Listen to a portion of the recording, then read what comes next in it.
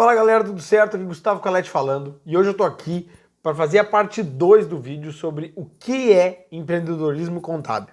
Na parte 1 desse vídeo, eu vou deixar ele no final aqui e na descrição também. Na parte 1 eu falei mais sobre o que não é empreender em contabilidade e falei também sobre intraempreendedorismo, ou seja, como tu conseguir empreender dentro da empresa que tu tá sem correr os riscos de ter uma empresa só tua ou tu e mais um sócio.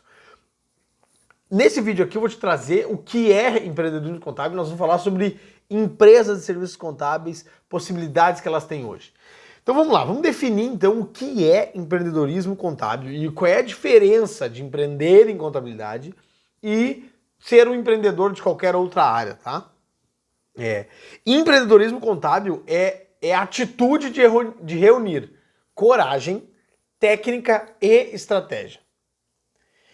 Tu reunir esses três itens, tu é um empreendedor contábil. Por quê? Uma empreendedora contábil, né? A mulherada vai dominar a nossa classe muito rápido. Na verdade, pelas formaturas já está dominando, mas ainda falta algum detalhezinho para elas tomarem conta, tomarem as rédeas 100% da classe, pela quantidade de profissionais mulheres que tem por aí. Então vamos lá, mulherada, vamos lá, contadores, contadoras, vamos falar sobre o que é isso.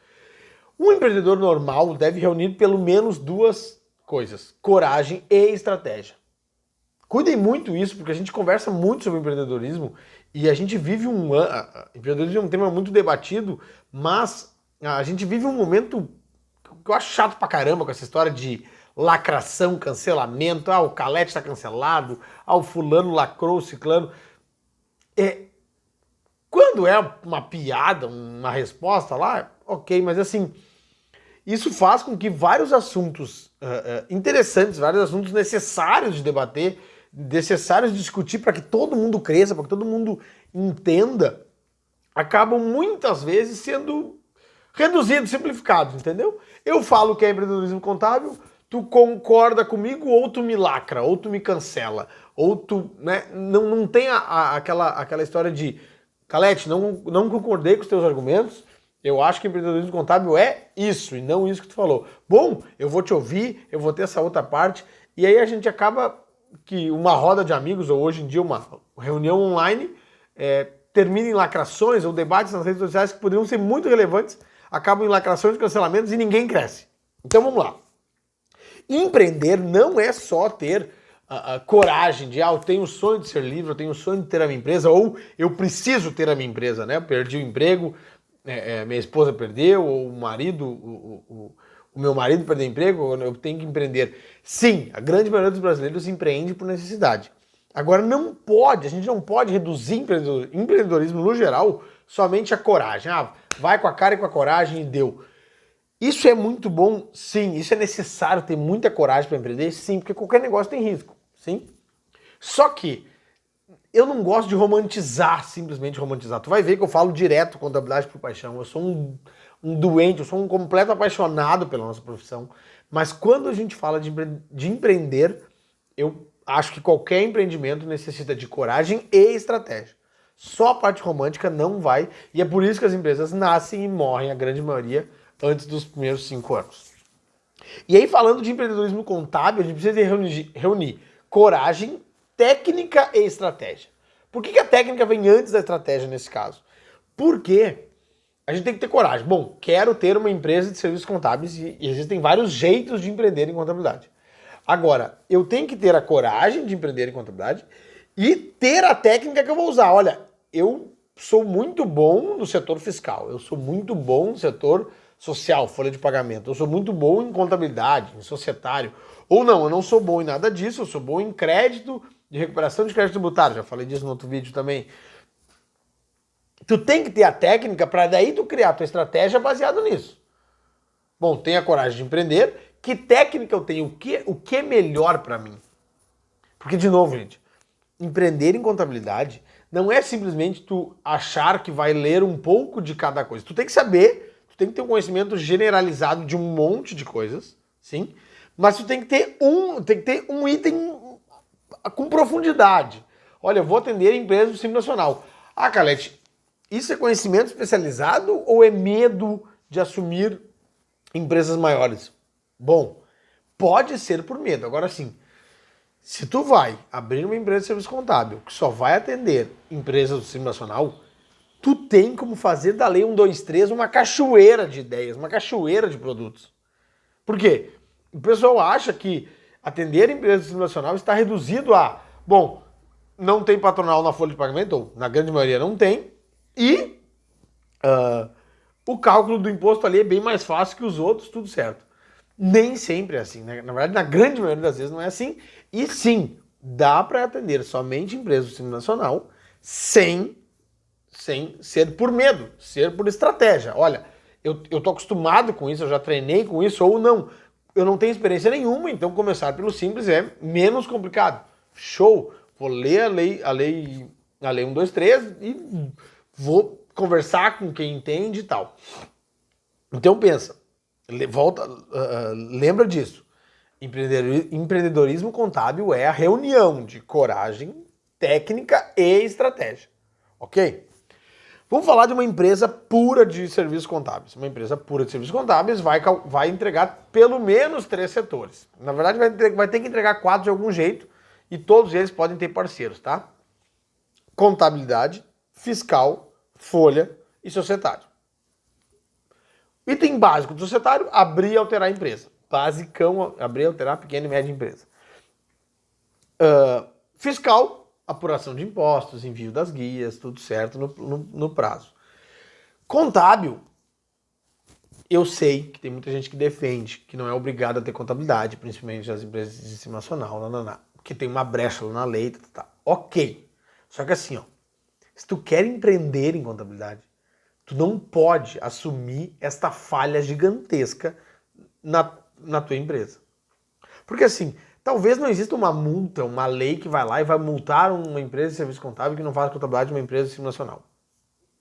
Só que o mercado te exige. A gente está em 2020, gente.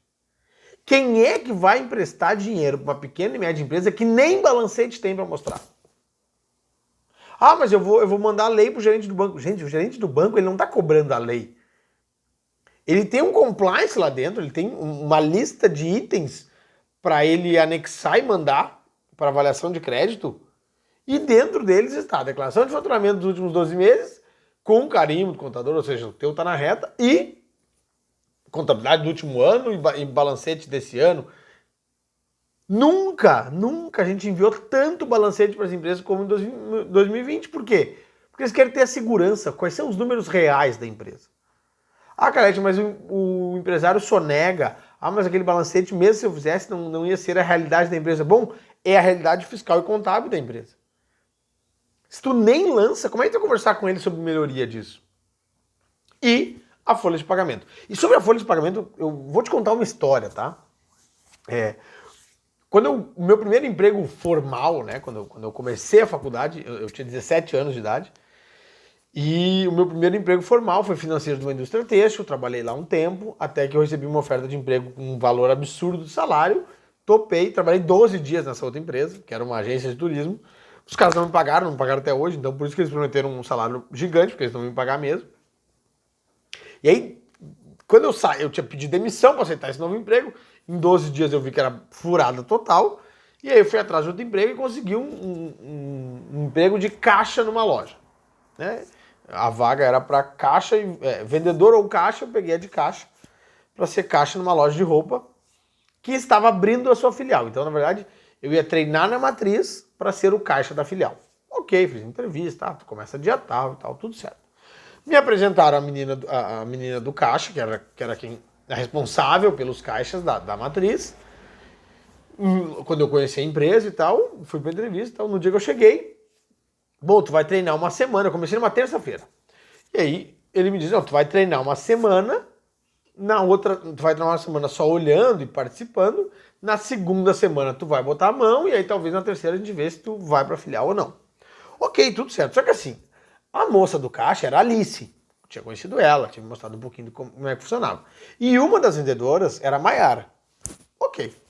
Quando eu desci pra loja mesmo, que eu fui pro treinamento, quando eu tava me dirigindo ao caixa, a Maiara veio, que era a vendedora mais antiga da loja, e disse: Oi, Calete, eu sou a Maiara, eu que vou te treinar. E eu disse: tu que vai me treinar, mas a minha vaga é pro caixa.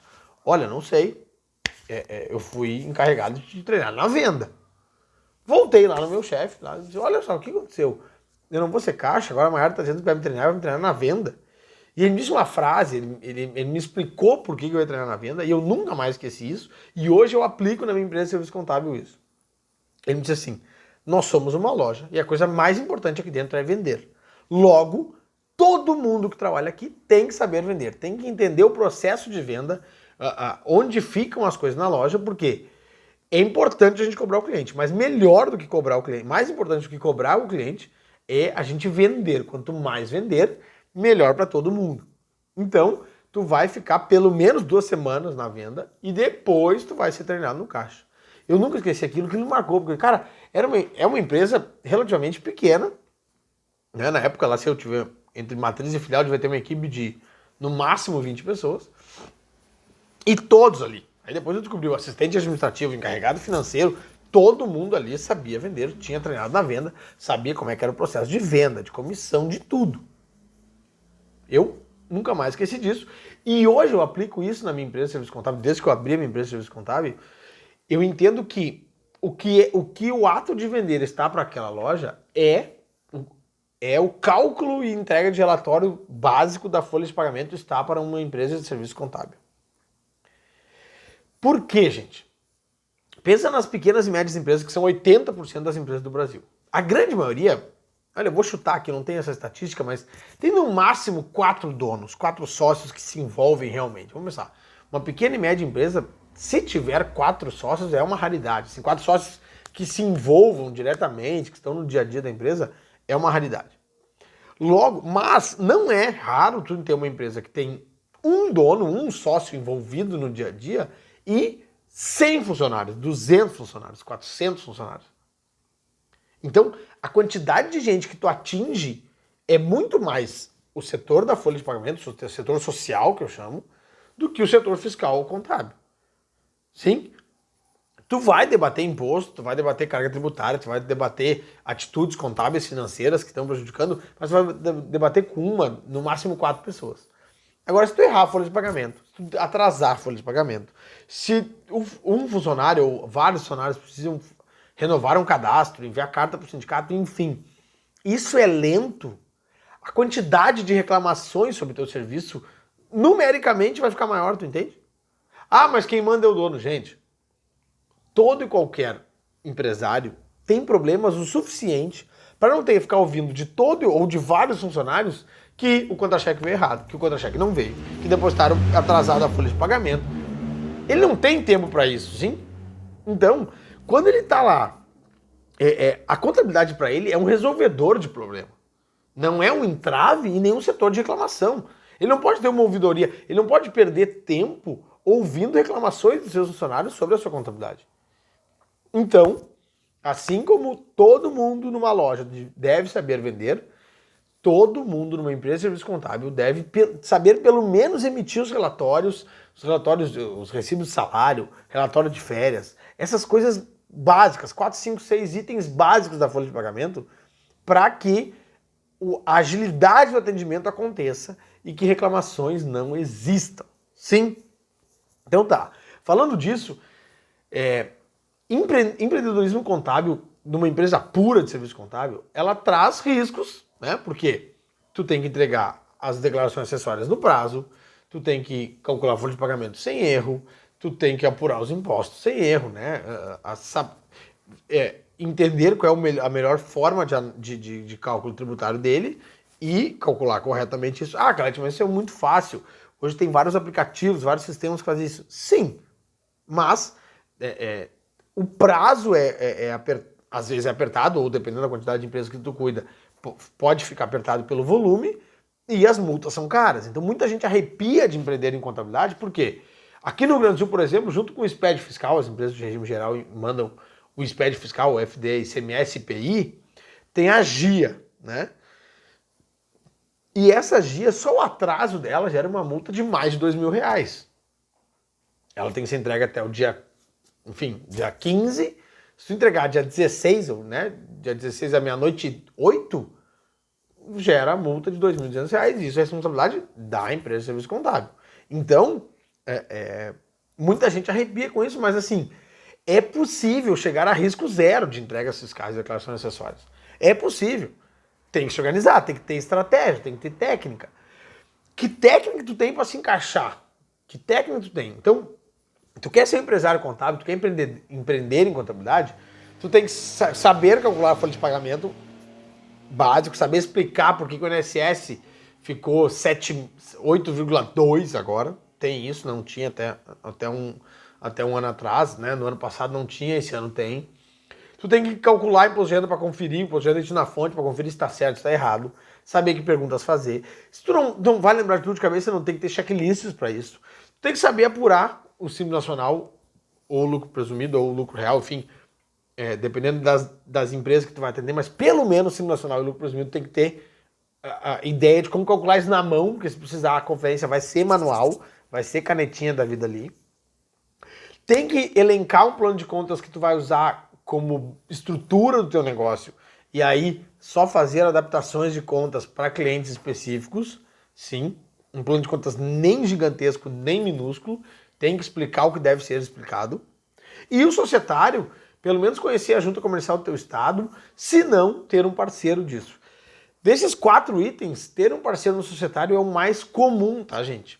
É o mais comum. O teu cliente precisa fazer uma alteração contratual, tu tem um parceiro que faz só isso, e aí tu fica no meio campo, cobra, ganha menos, mas trabalha menos também, né? Pensa assim, quanto custa um processo, quanto tu cobraria do teu cliente para fazer uma alteração contratual de uma limitada, por exemplo, e quanto que esse teu parceiro vai te cobrar.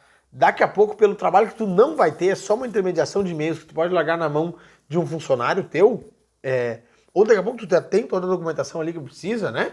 Para assinar com o certificado digital hoje em dia, tu ganha um dinheiro, é uma comissão bem gorda, assim, diante do trabalho que tu vai ter dessa intermediação. Mas tu tem que oferecer isso pro teu cliente, não tem como um cliente chegar para ti, olha, eu quero mudar o meu endereço, aluguei um pavilhão maior, tô me mudando, e tu diz, não, eu não sei fazer isso, vou ter que procurar outro escritório. De jeito nenhum. Então, pelo menos esses 4 itens tu tem que ter. E, falando desses 4 itens, assim, o societário tem que ser rápido. Tem que ser rápido. Porque o pessoal demora a decidir, mas depois que decide quer com rapidez. Então, já te antecipa e pensa, certificado digital A1 e CPF dos sócios.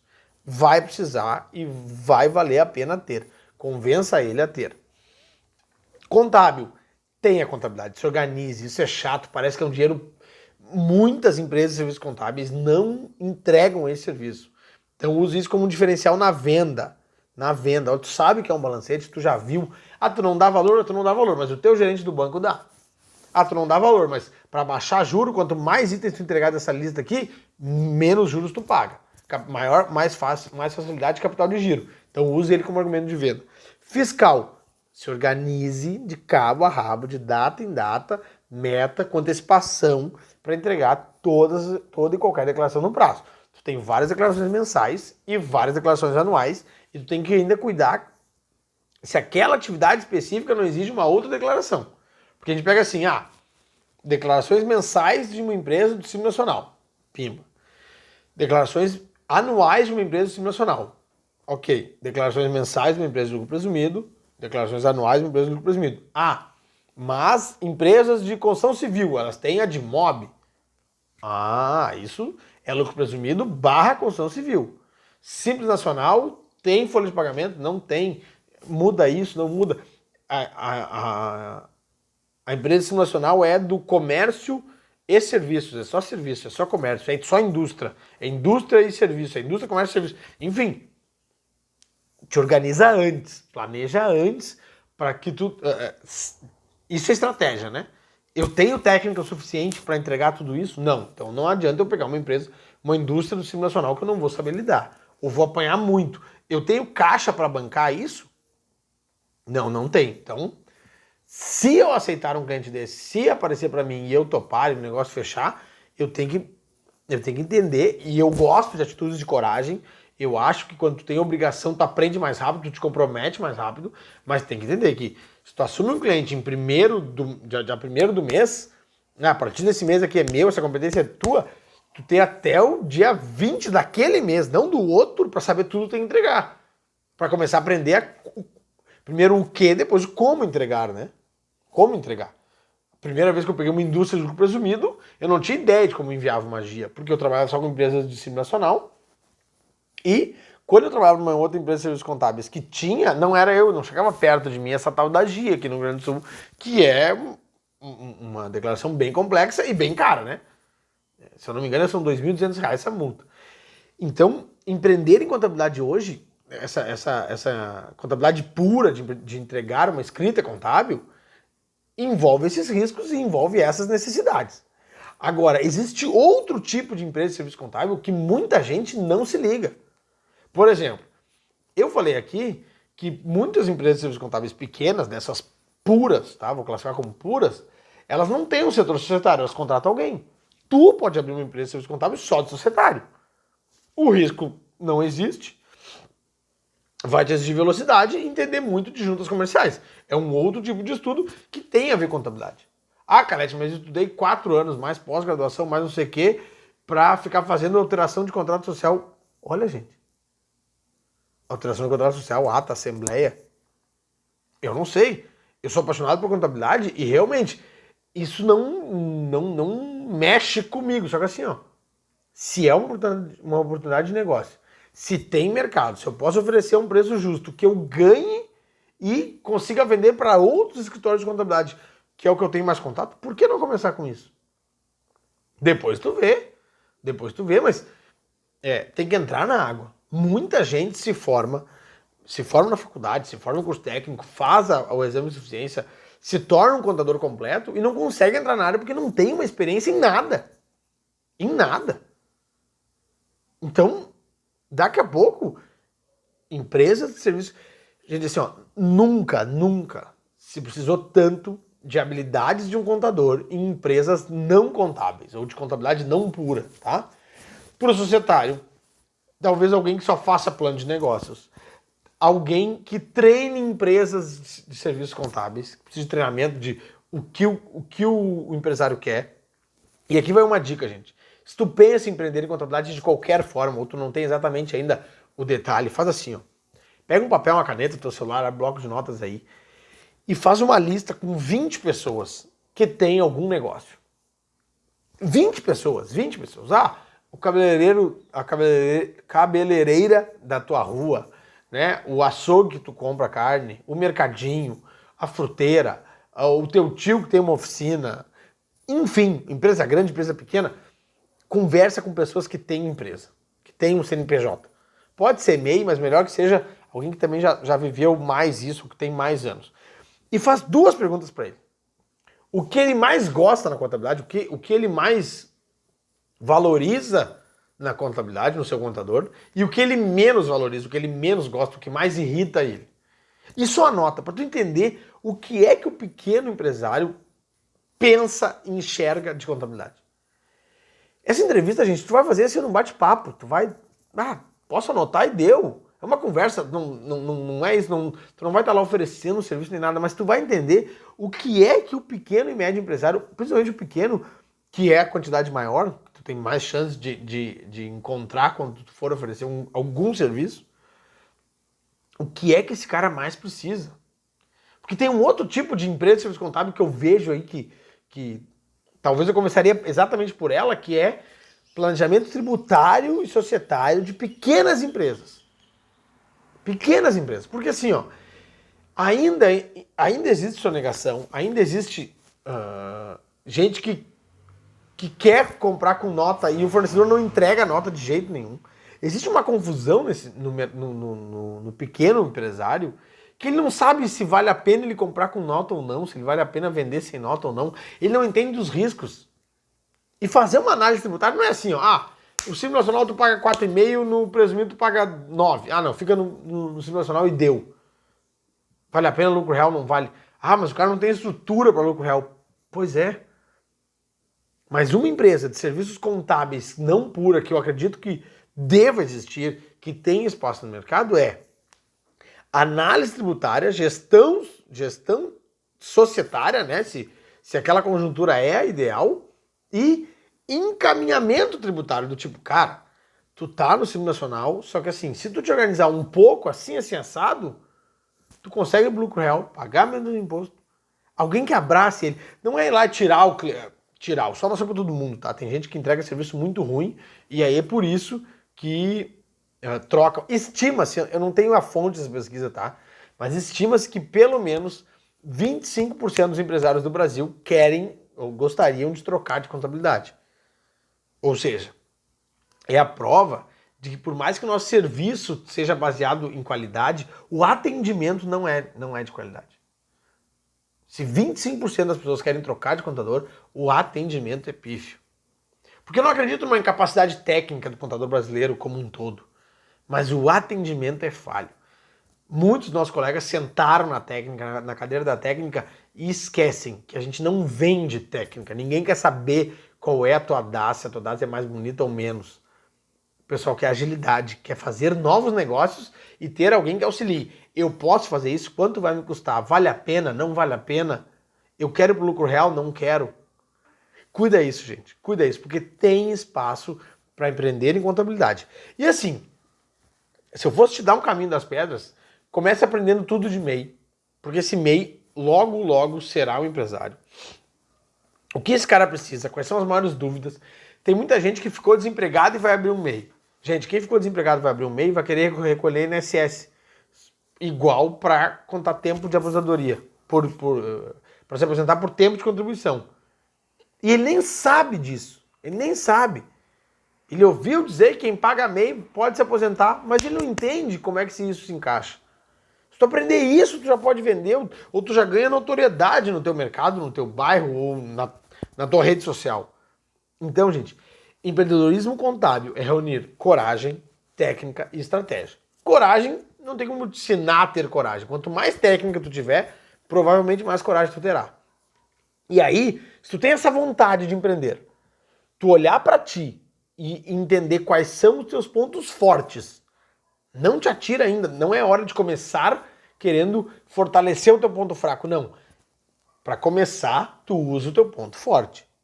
Aí tu analisa qual é a tua técnica melhor, onde é que tu é melhor, e aí cria uma estratégia para usar isso, para vender isso e para entrar no mercado mostrando, oferecendo um negócio, uma oportunidade, gente. Porque assim, ó, muita gente acha que contador é uma mera obrigação desgraçada.